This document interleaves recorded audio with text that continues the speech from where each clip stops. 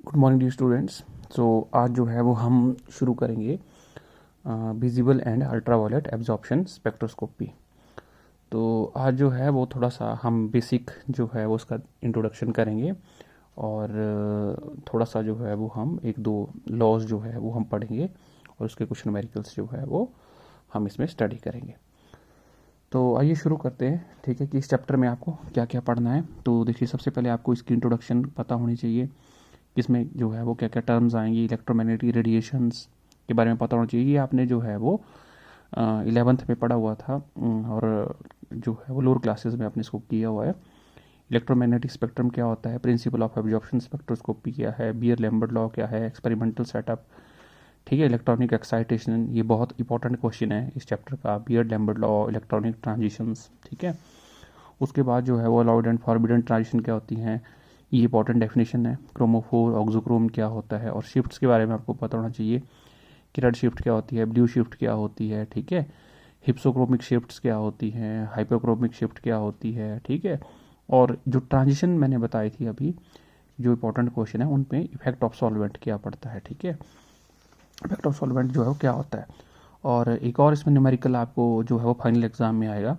Woodward Fisher rules जो है वो आपको याद रखने पड़ेंगे कि आपको इसमें लैम्डा मैक्सिमम की वैल्यू कैलकुलेट करनी होती है, ठीक है। डाइन्स में जिनमें जो है वो डबल बॉन्ड जो है वो दो होते हैं, ट्राइन जिनमें तीन होते हैं, पॉलीन जिनमें बहुत सारे डबल बॉन्ड होते हैं, ठीक है। और कार्बोनाइल कंपाउंड्स भी आपके पास होते हैं, अल्फा बीटा सैचुरेशन जिनमें कंजुगेशन में होती है। तो उन केसेस में आपको ये सिलेबस में गिवन दी हुई है, ठीक है। लेकिन हाउस टेस्ट में मैंने आपको वुडवर्ड फिशर रूल्स जो है वो नहीं डाले हुए हैं, तो आप जो है वो थोड़ा सा ये बड़ा कॉन्सेप्ट जो है वो पूरे पढ़ के जाएंगे, ठीक है। तो शुरुआत करते हैं, ठीक है। सबसे पहले जो है वो हम शुरुआत करेंगे स्पेक्ट्रोस्कोपी से। तो स्पेक्ट्रोस्कोपी में जो है वो स्पेक्ट्रोस्कोपी है क्या, basically it is the interaction of the substance, ठीक है। जिस भी सब्सटेंस को आप स्टडी कर रहे हो, ठीक है, तो आप उसको सोल्यूशन की फॉर्म में लोगे या उसका कोई कंपाउंड होगा, ठीक है, कोई कंपाउंड होगा सॉलिड स्टेट में है, तो वो उसको जो है वो आप इंटरेक्ट कराओगे विद इलेक्ट्रोमैग्नेटिक रेडिएशंस के साथ, ठीक है, विद इलेक्ट्रोमैग्नेटिक रेडिएशन के साथ। तो उस इसी स्टडी को हम जो है वो क्या बोल देते हैं, स्पेक्ट्रोस्कोपी बोल देते हैं। उसको हम क्या बोल देते हैं, स्पेक्ट्रोस्कोपी, ठीक है। तो ये बेसिक डेफिनेशन है। तो इसमें इंटरेक्शन जो है वो रेडिएशन की जो है वो मस्ट होती है, ठीक है, जो भी आप सब्सटेंस जो है वो आपने लिया हुआ है। तो जनरली ये कितने टाइप्स की होती है, देखो, यूवी विजिबल स्पेक्ट्रोस्कोपी है ना, अल्ट्रावायलेट विजिबल स्पेक्ट्रोस्कोपी इसका नाम है, ठीक है, इंफ्रारेड स्पेक्ट्रोस्कोपी, ठीक है, हमें फंक्शनल ग्रुप का उससे पता चलता है कि कंपाउंड में कौन सा फंक्शनल ग्रुप है। एनएमआर, उससे मुझे कार्बन स्केलेटन का पता चलता है, उसमें मुझे प्रोटॉन्स का पता, हाइड्रोजन का पता चलता है, ठीक है।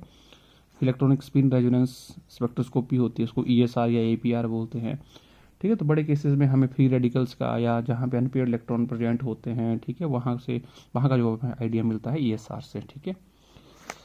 तो उसके बाद जो है इलेक्ट्रोमैग्नेटिक रेडिएशंस क्या होती हैं, तो इसके बारे में मैं ज़्यादा डिस्कस नहीं करूँगा, क्योंकि ये आपको जो है वो आप इसको रिवाइज कर लेना अपनी बुक में, क्योंकि ये थोड़ा सा बेसिक आपने पहले भी किया हुआ है।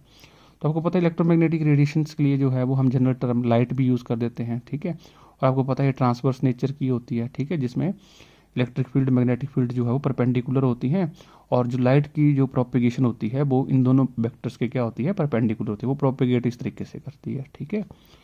और रेडिएशंस होती हैं, ठीक है, इलेक्ट्रोमैग्नेटिक रेडिएशन, इनके पास ड्यूल करेक्टर होता है, particle as well as wave character, ठीक है। तो एनर्जी जो होती है, ठीक है, लाइट की या इलेक्ट्रोमैग्नेटिक रेडिएशन की, वो डायरेक्टली प्रोपोर्शनल होती है फ्रीक्वेंसी के, या इनवर्सली प्रोपोर्शनल होती है लैम्डा के, ठीक है। This radiation do not require any medium to travel, ठीक है, इन रेडिएशन को जो है मीडियम की कोई ज़रूरत नहीं होती है, ये स्पीड वेलोसिटी ऑफ लाइट से मूव करती हैं, ठीक है, 3 × 10⁻⁸ मीटर पर सेकंड। और स्पेक्ट्रोस्कोपी में जो है वो जनरली हम कौन सा नेचर स्टडी करते हैं लाइट का, वेव नेचर से जो है वो हम इसकी ज़्यादा जो है वो मैक्सिमम कैलकुलेशन हम इसी से चलेंगे, ठीक है। तो आपको पता है लाइट अगर वेव नेचर की फॉर्म में चली हुई है तो उसके क्या करेक्टरिस्टिक्स होते हैं वेव के, ठीक है। तो क्रेस्ट एडजेसेंट क्रेस्ट या ट्रफ्स के बीच का जो डिस्टेंस होता है हम उसको क्या बोलते हैं, लैम्डा, ठीक है। और उसी को क्या बोलते हैं, वेव लेंथ। तो it is the distance between the two adjacent crest और ट्रफ, ठीक है। अच्छा जी, इसके जो हैं वो लैम्डा के यूनिट क्या होते हैं, मीटर पर सेंटीमीटर, माइक्रोमीटर, नैनोमीटर, ठीक है, एंगस्ट्रॉम भी इसके यूनिट होते हैं। कोई भी यूनिट जो है वो आप ले सकते हो लैम्डा के, ठीक है। तो 1 माइक्रोमीटर जो है 10⁻⁻⁶ के बराबर होता है, 1 नैनोमीटर 10⁻⁻⁹ मीटर के बराबर होता है, 1 एंगस्ट्रॉम 10⁻⁻10 मीटर के बराबर होता है, ठीक है। फ्रीक्वेंसी को न्यू से डिनोट करते हैं। तो ये फ्रीक्वेंसी क्या होती है, ये होती है कि नंबर ऑफ साइकिल्स, ठीक है, पासिंग थ्रू 1 सेकेंड, ठीक है, किसी पर्टिकुलर पॉइंट पे, ठीक है, कि नंबर ऑफ साइकिल्स जो हैं वो कितने पास हो रहे हैं वेव के, ठीक है, उसको हम क्या बोलते हैं, फ्रीक्वेंसी। नंबर ऑफ साइकिल अगर ज़्यादा पास करेंगे तो वो फ्रीक्वेंसी क्या हो जाएगी, ज़्यादा हो जाएगी। अगर नंबर ऑफ साइकिल्स कम पास कर रहे हैं ऐसे तो फ्रीक्वेंसी कम होगी, ठीक है। तो it is the number of waves passing through a point in 1 second, ठीक है। तो ज़्यादा वेव्स जो है वो पास कर रही हैं तो ज़्यादा फ्रीक्वेंसी होगी, कम कर रहे हैं तो कम फ्रीक्वेंसी होगी। इसकी यूनिट हर्ट्स होते हैं, ये साइकिल पर सेकंड्स होते हैं।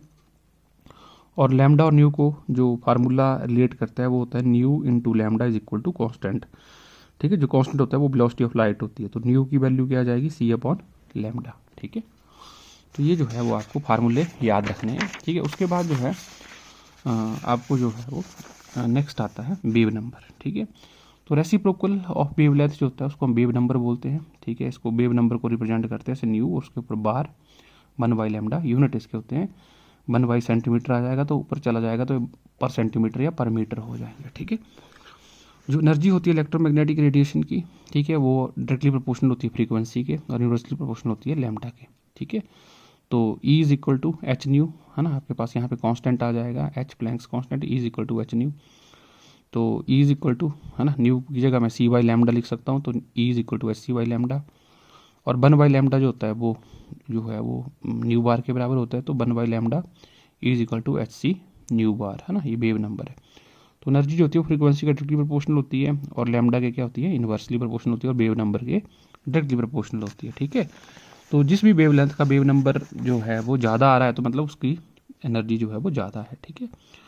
इलेक्ट्रोमैग्नेटिक स्पेक्ट्रम आपको याद रखना है कि इसमें हम अरेंज करते हैं डिफरेंट रेडिएशन को, ठीक है, either in the increasing order of energy, ठीक है, या increasing order of wave length, है ना, कुछ भी हो सकता है वो, है ना, डिक्रीजिंग ऑर्डर ऑफ एनर्जी या decreasing order of wave length, ठीक है। तो जो स्पेक्ट्रम है वो उसको आप इस तरीके से याद रखना, गक्स, है ना, गक्स यूबी ईमर, ठीक है, इसको कोड को याद ही कर लेना, गक्स यूबी ईमर, हाँ। तो गामा रेज, एक्स रेज, यू से आता है आपका अल्ट्रावायलेट, ठीक है। बच्चे कन्फ्यूज़ करते हैं कि यू भी इकट्ठा लिखा हुआ है तो ये अल्ट्रावायलेट आ गया, नहीं, यू से आता है आपका अल्ट्रावायलेट और बी से आता है विजिबल, ठीक है।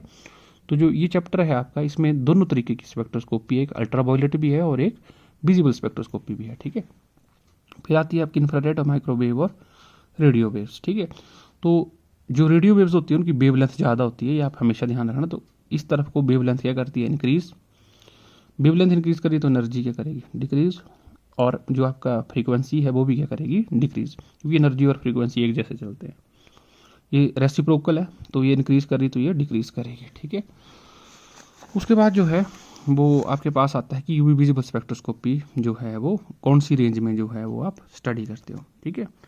तो यूवी स्पेक्ट्रोस्कोपी जो होती है वो कौन सी लाइट को जो है वो इन्वॉल्व करेगी, तो डेफिनेट सी बात है, नाम से ही पता चल रहा है कि ये यूवी लाइट को इन्वॉल्व करेगी और विजिबल लाइट को इन्वॉल्व करेगी, ठीक है।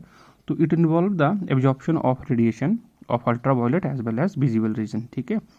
तो जो अल्ट्रावायलेट रीजन होता है वो 200 से 400 नैनोमीटर के बीच में होता है और जो विजिबल होता है वो 400 से 800 नैनोमीटर के बीच में होता है, ठीक है।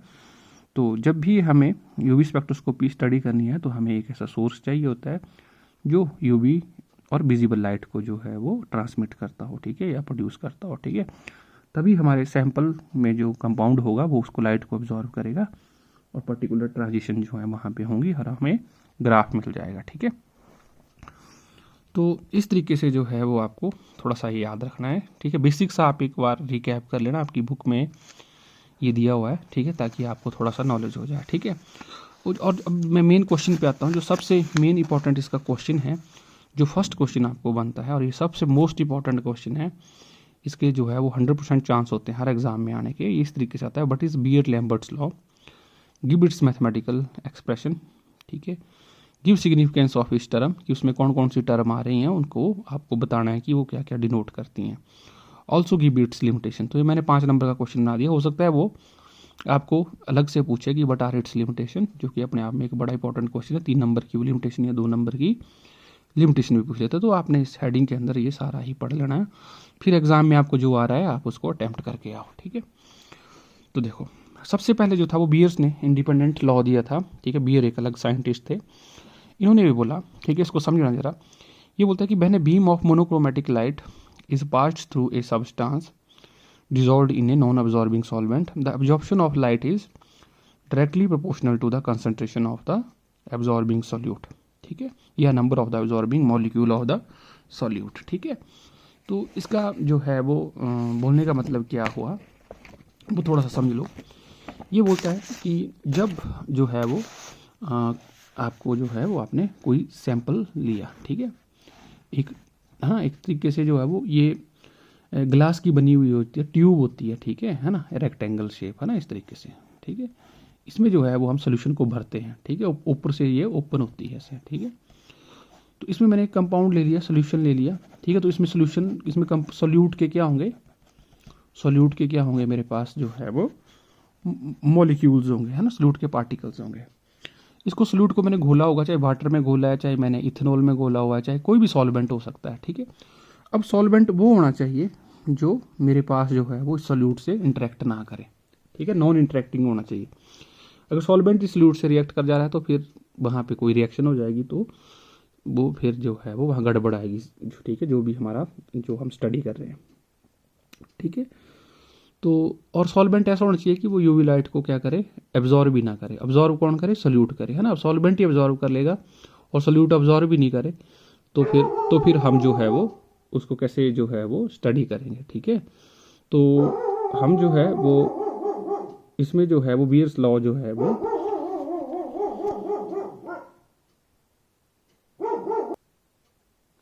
ठीक है, तो इसमें जो है जो हमने सोल्यूट डाला हुआ है, तो जैसे ही जो है वो मोनोक्रोमेटिक लाइट जो है वो, अब लाइट जो होती है वो आपके पास जो है वो हर डायरेक्शन में जो है वो रोटेट करती है, ठीक है।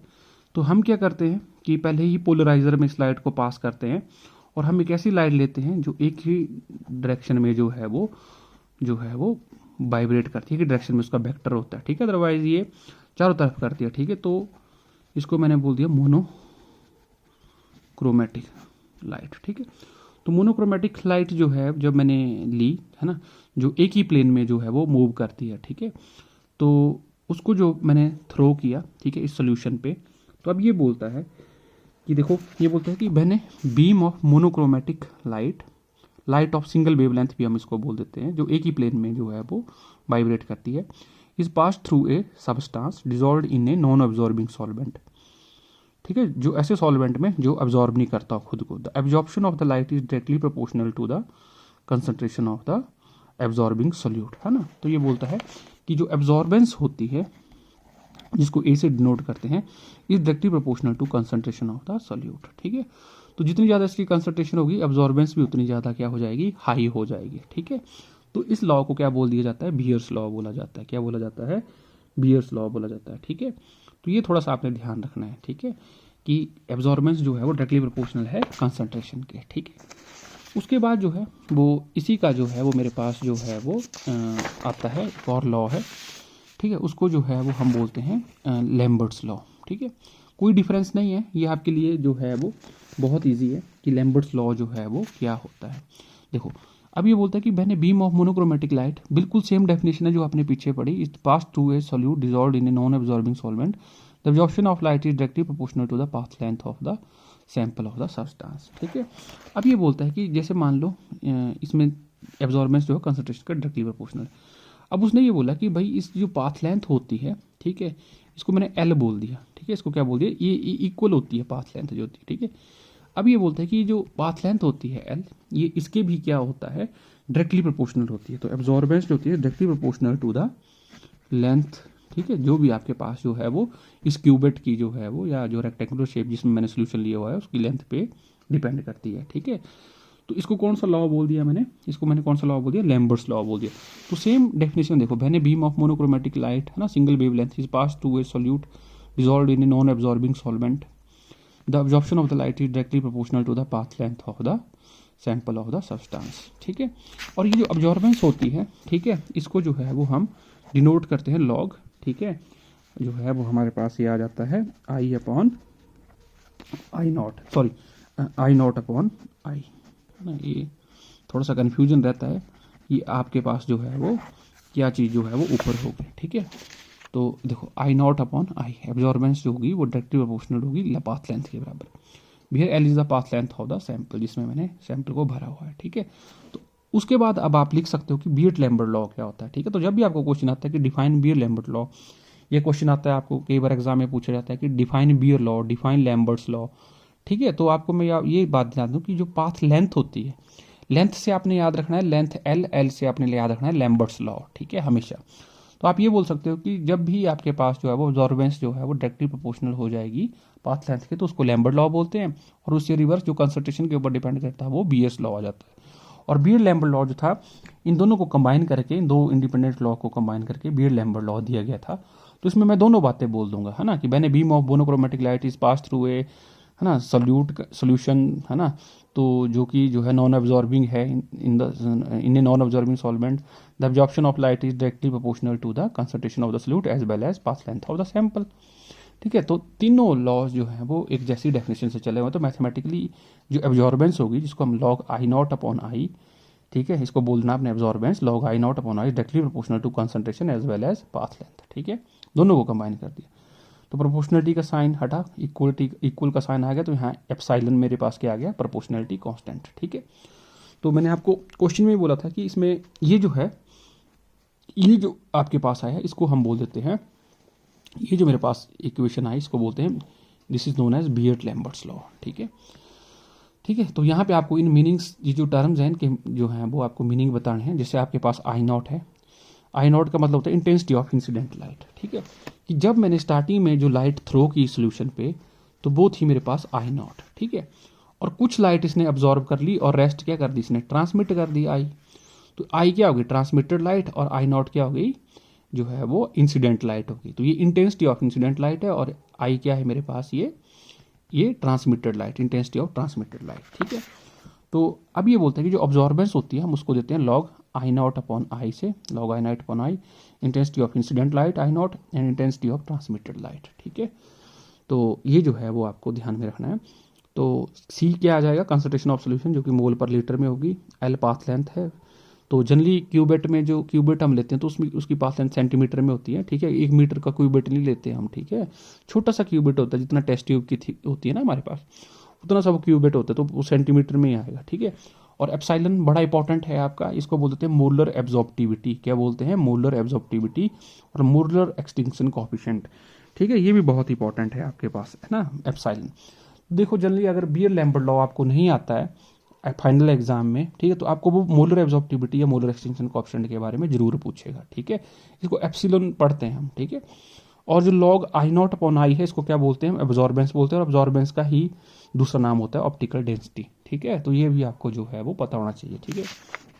अब उसके बाद जो है जो मेरे पास ये absorbance I log I naught upon I, इसको मैंने ए से लिख दिया, ठीक है, is equal to E into C L, ठीक है, sorry epsilon into C into L. तो ए जो होता है वो क्या है, log I naught upon where A is, ठीक है, आपके पास क्या है, ये log I naught upon I, ठीक है। तो this is the mathematical derivation of, यहाँ तक आप करके आओगे। अगर आपको पूछता है कि what is Beer Lambert's law and give its mathematical expression, तो यहाँ तक ही आपने इसको करके आना, ठीक है। अगर आपके पास टाइम है तो आप ये एप्सिलॉन बड़ा थोड़ा सा कर सकते हो, एक्सप्लेन कर सकते हो, ठीक है। अगर करना चाहते हो तो कर देना आप इसको, है ना, मोलर एक्सटिंक्शन कोएफिशिएंट को भी एक्सप्लेन, ठीक है।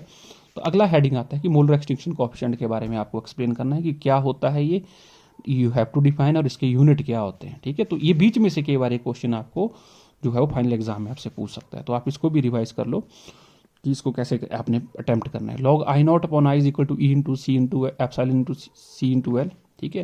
इसको मैं ई भी पढ़ रहा हूँ तो आपने इसको एप्सिलॉन ही मानना है, ठीक है। Epsilon is equal to log I naught upon I into 1 upon C L. यहाँ से एप्सिलॉन की वैल्यू क्या आ जाएगी, ये परे चला जाएगा डिनोमिनेटर में, log I naught upon I into 1 upon C L, ठीक है, ठीक है। तो यहाँ से एप्सिलॉन क्या आ जाएगा मेरे पास, यहाँ से एप्सिलॉन आ जाएगा, अगर मैं इसको ए, ये मेरे पास क्या है पूरा का पूरा एब्जॉर्बेंस है, तो ए अपॉन सी इंटू एल, ठीक है। इसको मैंने ए सब्स्टिट्यूट कर दिया, ए सी डिवाइडेड बाई एल, ठीक है। तो एप्सिलॉन अगर आपको न्यूमेरिकल में कैलकुलेट करना है तो आपको क्या पता होना चाहिए, absorbance, concentration of the solution और पाथ लेंथ पता होनी चाहिए, ठीक है। तो आप एब्जॉर्बेंस निकालो, और चार में से अगर चार में से आपको कोई भी यूनिट निकालनी है तो आपको जो है वो पता होना चाहिए कि कैसे आप निकालोगे, ठीक है। उसके बाद जो है वो आपको मोलर एब्जॉर्प्टिविटी है, ठीक है, कि मोलर एब्जॉर्प्टिविटी को आपको कैसे डिफाइन करना है, ठीक है, इसके क्या क्या इंपॉर्टेंट जो है वो आपको इन्फॉर्मेशन मिलती है। देखो, सबसे पहले आपने ध्यान रखना है कि ये कैरेक्टरिस्टिक प्रॉपर्टी होती है सॉल्यूट की। जैसे मान लो मैंने KMnO4 का सोल्यूशन बनाया, तो KMnO4 जो सोल्यूट मेरा डला हुआ है, ठीक है, उसके लिए मोलर एब्जॉर्प्टिविटी की वैल्यू फिक्स होगी, ठीक है। मैं जो जितनी मर्जी कंसंट्रेशन बनाऊँ उसकी, जितना मर्जी मैं सोल्यूट ऐड करूँ, वो डिपेंड नहीं करता, उसका एप्सिलॉन क्या होता है, फिक्स होता है।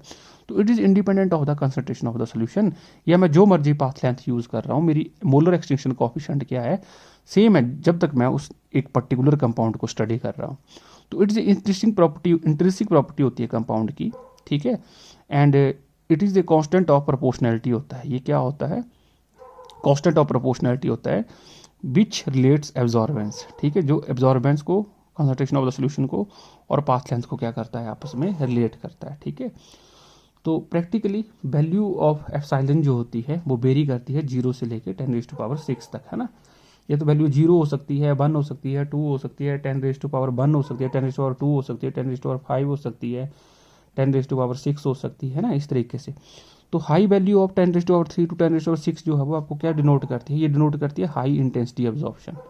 क्या डिनोट करती है कि वहाँ पे बहुत ज़्यादा जो है वो इंटेंसिटी है एब्जॉर्प्शन की। और लो वैल्यू डिनोट करती है कि जो है वो कम इंटेंसिटी की जो है वहाँ पे एब्जॉर्प्शन हुई, ठीक है। तो कभी भी पर्टिकुलर जब आप यूवी स्पेक्ट्रोस्कोपी करते हो तो वहाँ पे हमें मोलर एक्सटिंक्शन कोएफिशिएंट जो है वो निकालना पड़ता है, ठीक है। तो उससे जो है मुझे ये पता चल जाता है कि इंटेंसिटी जो है वो हाई इंटेंसिटी जो है वो यूज को वो ऑब्जॉर्व कर रहा है या लो इंटेंसिटी को ऑब्जॉर्व कर रहा है, ठीक है। So it gives idea about the intensity of the absorption at a particular wavelength, ठीक है। अच्छा जी, अब इसकी यूनिट आपसे वो पूछता है, तो आपके इसके यूनिट दो तरीके से निकाले जाते हैं। एक तो ये है कि आपकी जो कंसंट्रेशन है वो मोल पर ml आप उसको यूज़ कर रहे हैं, ठीक है, इसमें यूज़ कर रहे हैं मोल पर ml में। तो ये ओल्डर मेथड था कि absorbance divided by concentration into length. तो एब्जॉर्बेंस की तो कोई यूनिट नहीं होती क्योंकि ये रेशो होती है I/I0/I। तो इंटेंसिटी डिवाइडेड बाय इंटेंसिटी के तो कोई यूनिट नहीं होंगे, ये यूनिट लेस होता है, तो ratio it has no units. तो उसको मैंने 1 लिख दिया। कंसंट्रेशन को मैंने मोल पर सेंटीमीटर क्यूब ले लिया क्योंकि ml को मैं 1 सेंटीमीटर क्यूब लिख सकता हूँ, ठीक है, इनटू सेंटीमीटर। तो मेरे पास क्या आ जाएगा, मोल सेंटीमीटर सेंटीमीटर कट गया, सेंटीमीटर स्क्वायर, तो ये क्या आ गया 1/मोल सेंटीमीटर स्क्वायर ऊपर चला जाएगा तो सेंटीमीटर -2। और जब इसको भी हम दोनों को ऊपर ले जाएंगे तो आ जाएगा मोल इनवर्स सेंटीमीटर स्क्वायर, ठीक है। और एप्सिलॉन जो है वो मेरे पास जो है वो क्या आ जाएगा, इसके यूनिट आ जाएंगे पर मोल सेंटीमीटर स्क्वायर या सेंटीमीटर स्क्वायर पर मोल। और इसी एप्सिलॉन में जो है वो सेंटीमीटर स्क्वायर के यूनिट, सेंटीमीटर स्क्वायर को मैं क्या लिख सकता हूँ, एरिया भी बोलते हैं हम, है ना, कि सेंटीमीटर स्क्वायर का मतलब क्या हो गया, एरिया। और एरिया क्या जाएगा मेरे पास ये पर मोल, ठीक है। तो इस तरीके से जो है वो मैं आपको जो है वो इसके यूनिट जो है बताया कैसे निकालने। लेकिन रिसेंटली इसके यूनिट जो है वो कैसे निकाले जाते हैं, देखो A divided by concentration into length. तो कंसंट्रेशन को मोल पर लीटर में जनरली के बार सोल्यूशन को ले लेते हैं, ठीक है। और इस मोल पर लीटर को ना मोलर भी लिख सकता है, वो कैपिटल M भी लिख सकता है। तो आपने वहाँ पे दिमाग लगाना जब भी आपको ऑब्जेक्टिव क्वेश्चन आता है कि इसके यूनिट क्या होंगे, ठीक है। तो इसके यूनिट बड़ी बार पूछता है और आपका ये क्वेश्चन 100% है। जब आप फाइनल एग्जाम दोगे तो आपको पूछेगा कि what are the units of molar extinction coefficient, ठीक है। तो यहाँ पे जो है वो आपके पास ये आ जाएगा एप्सिलॉन इज इक्वल टू क्या आ जाएगा, देखो मोल पर लीटर इनटू सेंटीमीटर है ना। तो लीटर वाला ऊपर जाके क्या हो जाएगा L-1 लीटर, मोल वाला क्या हो जाएगा पर मोल, और सेंटीमीटर वाला भी क्या हो जाएगा पर सेंटीमीटर, ठीक है। तो यूनिट जो होते हैं molar absorptivity slash molar extinction coefficient के, वो क्या होंगे लीटर पर मोल पर सेंटीमीटर, या लीटर पर मोल पर सेंटीमीटर, लीटर मोल पर सेंटीमीटर, या लीटर मोल सेंटीमीटर। तो उसके यूनिट जो हैं वो आपको बताने हैं कि क्या रहेंगे। तो आप गैस कर लेना, ठीक है, जो मैंने यहाँ पे निकाला हुआ है लीटर पर मोल पर सेंटीमीटर, हाँ, तो वही आंसर होगा। तो उसके यूनिट आप ये बड़ा जो है वो ज़्यादा यूज़ होते हैं, ठीक है। तो आप इसको अगर वो जनरल पूछता है कोई भी यूनिट तो आप जो है उसको एक्सप्लेन कर सकते हैं, ठीक है। उसके बाद आता है ट्रांसमिटेंस ऑफ ए सब्सटेंस, ठीक है। ये बहुत इंपॉर्टेंट है, ट्रांसमिटेंस ऑफ ए सब्सटेंस, ये न्यूमेरिकल के लिए इंपॉर्टेंट हो जाता है। लेकिन अगर आपको 2 नंबर का 1 नंबर का क्वेश्चन भी पूछ लें कि ट्रांसमिटेंस जो है वो क्या होगी, तो वो भी आपको जो है वो आइडिया होना चाहिए, ठीक है। तो ट्रांसमिटेंस का देखो फार्मूला क्या होता है, ये आपने एब्जॉर्बेंस का रिवर्स कर देना है। एब्जॉर्बेंस का रिवर्स मतलब एब्जॉर्बेंस होती थी I0/I, इसको कर देना है आपने I/I0, ठीक है। Intensity of incident transmitted light divided by intensity of incident light, ठीक है। तो वो जो रेशो आएगी वो मेरे को किसकी आती है, ट्रांसमिटेंस की आती है, ठीक है। तो जो परसेंटेज ट्रांसमिटेंस होती है वो कैसे निकल जाएगी, आई अपॉन आई नॉट इंटू 100, ठीक है। तो relation between absorbance and percentage transmittance के बीच में क्या आ जाता है, देखो एब्जॉर्बेंस जो होती है आपको पता है क्या होती है, log I naught upon I, ठीक है। अब ट्रांसमिटेंस होती है आई अपॉन आई नॉट, तो 1/t करूंगा तो आई नॉट अपॉन क्या आ जाएगा इधर, आई नॉट अपॉन आई, ठीक है, क्या आ जाएगा ये आई नॉट अपॉन आई, ठीक है। उसके बाद जो है वो एब्जॉर्बेंस मेरे पास जो है वो, इसको मैं क्या पुट कर सकता हूँ, देखो लॉग आई नॉट अपॉन आई है ना, तो इसको मैं आई नॉट अपॉन आई को क्या पुट कर सकता हूँ 1/t, तो इधर क्या आ जाएगा 1/t, ठीक है। इसको आप फिर एक बार जो है वो देख लेना, एब्जॉर्बेंस क्या होती है log I naught upon I, ठीक है। तो आई नॉट अपॉन आई होता है 1/t, ठीक है, इसका मैंने रिवर्स कर दिया, फ्लिप कर दिया, तो लॉग 1/t आ जाएगा। Absorbance is inversely related to transmittance, एक तो आपको ये पता होना चाहिए। तो यहाँ से एब्जॉर्बेंस क्या आ जाएगी, लॉग माइनस लॉग जो है वो क्या आ जाएगी यहाँ पे मेरे पास ये, क्योंकि जब मैंने माइनस ले लिया तो टी ऊपर चला जाएगा, जैसे टी ऊपर जाएगा तो माइनस साइन आ जाएगा, तो absorbance A is equal to minus log T, तो ये भी आपका फार्मूला आ गया, ठीक है। तो ये फार्मूले मैं आपसे आगे भी डिस्कस करूंगा अभी, ठीक है। तो देखो, तो ए क्या आ गया मेरे पास, log I naught upon I, तो यहाँ पे जो है वो ए एब्जॉर्बेंस जो होती है वो लॉग जो है वो क्या बनेगी आई नॉट अपॉन आई इंटू 100, ठीक है। एक आपके लिए मैं शॉर्टकट बना दूंगा इसमें कि कैसे जो है वो आपको न्यूमेरिकल्स करने हैं अगर आपको परसेंटेज ट्रांसमिटेंस दी हुई है। तो ए, ठीक है, आपके पास जो है वो लॉग है ना, आपके पास क्या जाएगा ये 1, इसको मैंने आई नॉट इंटू आई को मैंने क्या ले लिया, ये जो आई नॉट इंटू आई इंटू 100, इसको मैंने परसेंटेज ट्रांसमिटेंस ले लिया टी इंटू 100, ठीक है। ये परसेंटेज ट्रांसमिटेंस 100 ऊपर, तो ए लॉग 10⁻², परसेंटेज ट्रांसमिटेंस, ठीक है। लॉग वाला फार्मूला लग जाएगा, लॉग एक्स अपॉन वाई वो आ जाएगा log X minus log Y, तो log 10⁻² minus log percentage transmittance, 2 exponential है, पहले आ जाएगा 2 log 10 minus log percentage transmittance, log 10 की वैल्यू होती है 1, तो 2 इंटू लॉग 10 आ जाएगा 2 माइनस लॉग परसेंटेज ट्रांसमिटेंस। तो ये न्यूमेरिकल के लिए आपने यूज़ करना है। देखो ये आपकी बुक में नहीं है, आप इसको डायरेक्ट भी याद कर सकते हो कि एब्जॉर्बेंस और परसेंटेज ट्रांसमिटेंस का जो है वो क्या फार्मूला होता है, ठीक है। तो न्यूमेरिकल बेसिकली मैंने आपको अभी हाउस टेस्ट में नहीं डाले हैं, लेकिन इन न्यूमेरिकल्स को जो है फाइनल एग्जाम के लिए जरूर देख के जाना, ठीक है, क्योंकि न्यूमेरिकल करने से जो है वो आपको थोड़ा कॉन्सेप्चुअल प्रैक्टिस जो है वो इजी हो जाती है, ठीक है। तो यही फार्मूले जो है वो देखो मैंने यहाँ पे जो है वो आपको हाईलाइट किए हुए हैं, ठीक है। देखो एब्जॉर्बेंस का क्या फार्मूला होता है, log I naught upon I, here intensity of incident light है, और एक क्या है आपके पास आई क्या है, ट्रांसमिटेड लाइट है। तो ट्रांसमिटेंस क्या होती है, इसका रिवर्स है ना, मैंने यहीं एक्सप्लेन कर दिया, आई अपॉन आई नॉट, उसको क्या बोलते हैं ट्रांसमिटेंस। परसेंटेज ट्रांसमिटेंस क्या होती है, I upon I not into 100, और लॉग आई नॉट अपॉन आई जो होता है इज इक्वल टू, ये मेरे पास क्या जाता है एप्साइलन कंसंट्रेशन इनटू एल, इसी को अब्जॉर्बेंस बोला जाता है, A epsilon C into L, और यहाँ से एप्साइलन कैसे आ जाएगा, A upon C into L. Absorbance और ट्रांसमिटेंस में क्या फार्मूला होता है, A is equal to log 1/t, ठीक है, ये भी आपको याद रखना है। या अगर आपको टी ऊपर ले जाना है तो A is equal to minus log T, और यहाँ पे ए जो होता है वो मेरे पास क्या जाता है माइनस लॉग, अगर परसेंटेज ट्रांसमिटेंस की टर्म में 100 डिवाइडेड बाई परसेंटेज ट्रांसमिटेंस, ठीक है। और बड़ा ही शॉर्टकट आपको जो है न्यूमेरिकल याद रखना है, तो A is equal to 2 minus percentage log percentage T की वैल्यू बिठाओ और लॉग लो उसका, 2 में से माइनस कर दो, एब्जॉर्बेंस आ जाएगी अगर आपको परसेंटेज ट्रांसमिटेंस की दी हुई है, ठीक है। तो इस तरीके से जो है वो आप ये परफॉर्म जो है वो करोगे। तो यहाँ तक आपको, ठीक है, जो इसके है वो इसके बीयर्स-लैम्बर्ट लॉ के बारे में पता चला, ठीक है। एक न्यूमेरिकल इसका देखो, the molar absorptivity of a conjugated diene आपको दी हुई है, उसका मॉलिक्यूलर मास दिया हुआ है 110 ग्राम पर मोल, ठीक है। एंड द मोलर एब्जॉर्प्टिविटी जो है वो एक कंजुगेटेड डाइन की जिसका मास है 110, वो है 13100 है ना, ये पॉइंट नहीं है, ये है 13, ठीक है, 13100, ठीक है, 131 और 00। Compute the concentration of this dye in the methanol, जो कि सॉल्वेंट है methanol, which is required to give the absorbance of 1.6। The path length of the light is 1.0 centimetre. Express your answer in mole per litre और ग्राम पर M, है ना, ये modern का solve question है, आप उसको वहाँ भी देख सकते हो, ठीक है। तो सबसे पहले आप देखो गिवन क्या है, यहाँ पे एप्साइलन 1300 दिया हुआ है, मॉलिक्यूलर वेट 110 दिया हुआ है, कंसंट्रेशन ऑफ डाइन मुझे पता नहीं है, मुझे वो निकालनी है। मिथेनॉल मेरा सॉल्वेंट है, सॉल्वेंट का कोई फर्क नहीं पड़ता है, इसका ना ये इंटरेक्ट करता है। एब्जॉर्बेंस कितनी दी हुई है 1.6, ठीक है, और पाथ लेंथ कितनी दी हुई है 1 सेंटीमीटर। तो फिफ्थ फार्मूला लगेगा, ठीक है, ये वाला ठीक है, ये वाला फिफ्थ फार्मूला लगेगा। तो A is equal to epsilon into C into L. तो कंसंट्रेशन निकालनी है तो क्या आ जाएगा, A divided by epsilon into L. Absorbance है 1.6, मोलर एब्जॉर्प्टिविटी है 1300 और पाथ लेंथ है 1, तो ये आ जाएगा 1.6 इंटू 1300, तो ये आ जाएगा 1.22 इंटू 10⁻⁴ मोल पर लीटर। ठीक है, अगर आपने आंसर मोल पर लीटर में निकाला हुआ है, ठीक है, तो ये बड़ा मेरा ट्रू हो गया, ये बड़ा पार्ट मोल पर लीटर में, तो आपने ऑप्शन देख लेना। लेकिन अगर वो ग्राम पर ml में निकालना चाह रहा है तो इसको मोल पर लीटर को पहले ग्राम पर लीटर में कन्वर्ट करना।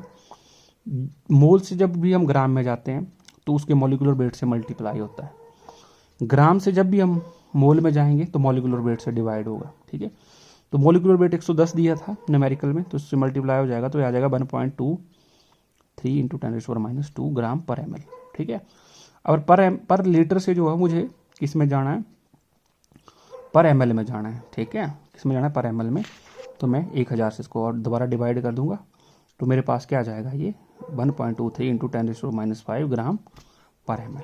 ठीक है, तो इस तरीके से आपने ये क्वेश्चन और यूनिट कन्वर्जन का थोड़ा ध्यान रखना है। ठीक है, एक और क्वेश्चन देखो, what is the concentration of the solution whose absorbance is 0.21 when placed in a tube of path length 10 centimetre. Lambda max आपको 245 नैनोमीटर दिया, और ई मैक्स, लैम्डा मैक्स का मतलब होता है कि किसी पर्टिकुलर वेव लेंथ पे वो ऑब्जॉर्व करेगा, तो इसका कोई यूज़ नहीं होता इतना लैम्डा मैक्स का, बट ये बोलता है कि उसका एप्सिलॉन मैक्सिमम जो है वो कितना दिया है, 31500, ठीक है, पर मोल पर सेंटीमीटर। तो आपको उसकी कंसंट्रेशन निकालनी है, तो कंसंट्रेशन A/E/L, यही फार्मूला। ठीक है, क्योंकि ये बेसिक फार्मूला क्या है मेरा, ये फिफ्थ वाला ही है। ठीक है, A/A epsilon into C into L, ये लगाओ। ठीक है, इसमें वैल्यू पुट करो, एब्जॉर्बेंस 0.21, 31500 मेरा एप्सिलॉन है, 10 मेरी पाथ लेंथ है, तो मोल पर लीटर आ जाएगा 6.67 इंटू 10⁻⁷, और यही मोल पर लीटर मेरा, मोलर भी लिख देते हैं इसको कई बार। ठीक है, तो ऐसे आपने इसके न्यूमेरिकल जो है वो अटैम्प्ट करने हैं। देखो, उसके बाद जो है एक और न्यूमेरिकल है। ठीक है, तो ऐसे देखने में बड़ा लगता है कि the visible spectrum of titanium का कोई कॉम्प्लेक्स है H2O6 positive has absorbance eight 0.9, उसकी एब्जॉर्बेंस है 0.9 एट लैम्डा मैक्स 510 नैनोमीटर पे दे रहा है। The concentration of the solution जो है 0.B मोलर है and placed in a cell of path length 1.0 centimetre, but is the value of E max. ठीक है, तो वही formula A/C into L, 0.9 absorbance दी हुई है, 0.20 कंसंट्रेशन दी हुई है, पाथ लेंथ 1 दी हुई है, तो 0.9 डिवाइडेड बाई 0.2, 9 डिवाइडेड बाई 2 4.5 है ना, पर सेंटीमीटर पर जो है वो मोलर आ जाएगी आपके पास एब्जॉर्प्टिविटी। ठीक है, उसके बाद एक और न्यूमेरिकल देखो, ये है परसेंटेज ट्रांसमिटेंस वाला ना, जो मैंने आपको शॉर्टकट बताया था, जो फार्मूला नंबर आपका 10 है। ठीक है, अभी नोट्स में द परसेंटेज ट्रांसमिटेंस जो है वो किसी ट्रांजिशन मेटल कॉम्प्लेक्स की 360 नैनोमीटर और 25 डिग्री सेल्सियस पे 25% है, ये है परसेंटेज ट्रांसमिटेंस, और उसकी कंसंट्रेशन है 6 इंटू 10⁻⁴ मोल पर लीटर, और पाथ लेंथ जो है वो 1 सेंटीमीटर है। Calculate molar extinction in the unit of litre पर मोल पर सेंटीमीटर। ठीक है, तो आपको जो है वो मोलर एक्सटिंक्शन कोएफिशिएंट के जो है वो निकालना है। ठीक है, तो फार्मूला जो है वो मोलर एक्सटिंक्शन कोएफिशिएंट का क्या है, A divided by C into L. तो एब्जॉर्बेंस तो दी नहीं हुई है आपको, जो है वो परसेंटेज ट्रांसमिटेंस दी हुई है, लेकिन आपको पता है कि एब्जॉर्बेंस हम निकाल सकते हैं अगर मुझे परसेंटेज ट्रांसमिटेंस पता हो, by formula 2 minus log percentage transmittance. ठीक है, परसेंटेज ट्रांसमिटेंस है 25%, कंसंट्रेशन है ये, लेंथ है ये, तो यहाँ मुझे 2 ही फैक्टर पता है, अब एब्जॉर्बेंस पता नहीं है, तो एब्जॉर्बेंस निकाल लेते हैं, is equal to 2 minus log percentage transmittance. Percentage 25 put कर दो, इसको शॉर्ट करने के लिए 5 का स्क्वायर लिख लो, है ना, तो ये आ जाएगा 2 माइनस 2 पहले आ जाएगा 2 लॉग 5, लॉग 5 होता है 0.6990, याद रखना है, यहाँ 0.6990 इंटू 2 कितना आ जाएगा 1.398, 2 से माइनस करो 0.6 के अप्रॉक्सीमेट जो है वो ये वैल्यू आ जाएगी। तो एप्सिलॉन कितना आ जाएगा 0.6 पुट करो, डिवाइड बाई 6 इंटू 10⁻⁴, ये कैंसिल हो जाएगा, या इसको 10⁻³ बना लो तो 0.6 बन जाएगा, 0.6 कैंसिल हो जाएगा, तो 10⁻³ जब ऊपर जाएगा तो 10⁻³ है ना, तो मेरे पास जो है वो बी आंसर आ जाएगा 10⁻³। ठीक है, तो इस तरीके से जो है वो आप इसको कर सकते हो। ठीक है, उसके बाद ठीक है, मैं ज़्यादा न्यूमेरिकल इसकी प्रैक्टिस नहीं आपको अभी और करवा रहा हूँ, क्योंकि न्यूमेरिकल्स के बहुत हैं। ठीक है, अगले लेक्चर में हो सका तो मैं इसके न्यूमेरिकल्स जो है वो शुरू में और करूँगा, ताकि आप, ठीक है, बाद में, ठीक है, हाउस टेस्ट के बाद में या जब भी आप कॉम्पिटिटिव के लिए जाओ तो वो न्यूमेरिकल प्रैक्टिस कर लेना, ठीक है।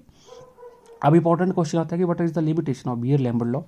तो आपको पता है कि it is only valid for the dilute solution. ये जो लॉज थे, बीयर्स लॉ था, चाहे लैम्बर्ट लॉ था या कंबाइंड लॉ था, ये डाइल्यूट सोल्यूशन के लिए ऑब्जर्व किया जाता था, ठीक है। डाइल्यूट मतलब जिसमें बहुत ज़्यादा सॉल्वेंट जो है वो हो और कंसनट्रेशन बड़ी कम हो। क्यों? क्योंकि हाई कंसनट्रेशन पे क्या हो जाता था, वहाँ पे इलेक्ट्रोस्टैटिक इंटरेक्शन हो जाती है between neighbouring molecule of solute which distort the energy level and cause deviation from the law, ठीक है। तो वो आपस में ही इंटरेक्ट करने लग जाते हैं सॉल्यूट, और जो है वो एनर्जी लेवल को क्या करते हैं, डिस्टॉर्ट मतलब एक तरीके से आप ऐसा समझ लो कि उसको चेंज कर देते हैं, और वहाँ पे इस लॉ की क्या हो जाती है, डेविएशन हो जाती है। डेविएशन का मतलब होता है कि वो लॉ फॉलो नहीं होता, वो हमें जो है वो कुछ और रिजल्ट दे देता है, ठीक है। If sample have different structural form like keto enol, है ना, अगर ऐसा कोई इक्विलिब्रियम जो है वहाँ पे एग्जिस्ट करता है, कीटोनोल टॉटोमेरिज्म, तब भी जो है वो, है ना, एक पर्टिकुलर सैम्पल है, पर्टिकुलर कंपाउंड है, वो दो फॉर्म में, कीटोनोल फॉर्म में जो है वो आपका एग्जिस्ट करता है, तो भी ये लॉ अप्लीकेबल नहीं है। ऊपर से this law is not applicable when there is a fluorescence या फॉस्फोरेसेंस फिनोमिना एग्जिस्ट करता हो। तो ये बोलते हैं कि जब भी आपके पास जो है फ्लोरेसेंस या फॉस्फोरेसेंस, है ना, ये दो फिनोमिना होते हैं फोटोकेमिस्ट्री में, ठीक है। तो जब ऐसे फिनोमिना होते हैं तब भी ये लॉ एप्लीकेबल नहीं है। This law is not applicable when there is interaction between solute and solvent. ऐसा नहीं होना चाहिए कि जिस सॉल्वेंट में आपने सोल्यूट को डिजोल्व किया है वही आपस में इंटरेक्ट करने लग जाए, ठीक है। This law also show deviation when there occurs any chemical change in the solution. ये अगर मान लो केमिकल रिएक्शन ही हो गई सोल्यूशन में, तब भी ये लॉ जो है शो करेगा डेविएशन, ठीक है। कैसी चेंज इन कंसंट्रेशन हो सकती है, ड्यू टू डिसोसिएशन हो सकती है, वहाँ पे एसोसिएशन हो सकती है, या मैं पीएच चेंज कर रहा हूँ, वहाँ पे वो पर्टिकुलर कंपाउंड ही चेंज हो गया, ठीक है। तो सच केसेस में अब्जॉर्बेंस जो होती है पीएच पे भी डिपेंड करती है, ठीक है। तो यहाँ पे हमने कोई पीएच का डिस्कशन नहीं किया, तो ये बड़ा जरूरी बन जाता है कि वहाँ पे कोई केमिकल चेंज नहीं होना चाहिए किसी भी वजह से। लॉ जो है ये also not applicable when there exist thermal equilibrium between ground state and excited state, ठीक है। तो आपको पता है कि एक होती है ग्राउंड स्टेट और एक होती है एक्साइटेड स्टेट, ठीक है। तो वहाँ पे जब इक्विलिब्रियम आ जाता है तब भी ये लॉ जो है वो एप्लीकेबल नहीं होता है।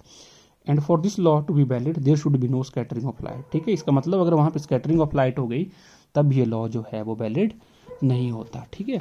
तो इस तरीके से जो है वो आप इसकी ये लिमिटेशन भी जो है वो बहुत इंपॉर्टेंट है, ये याद करके जाना अपने एग्जाम के लिए, ठीक है। ये आ सकती हैं आपको, ठीक है, फाइनल एग्जाम में भी, हाउस एग्जाम में भी आ सकती हैं, ठीक है। तो इतना आप पढ़ लेना, ठीक है। फिर अगला लेक्चर जो है वो कंटिन्यूटी में आगे आएगा। Thank you students.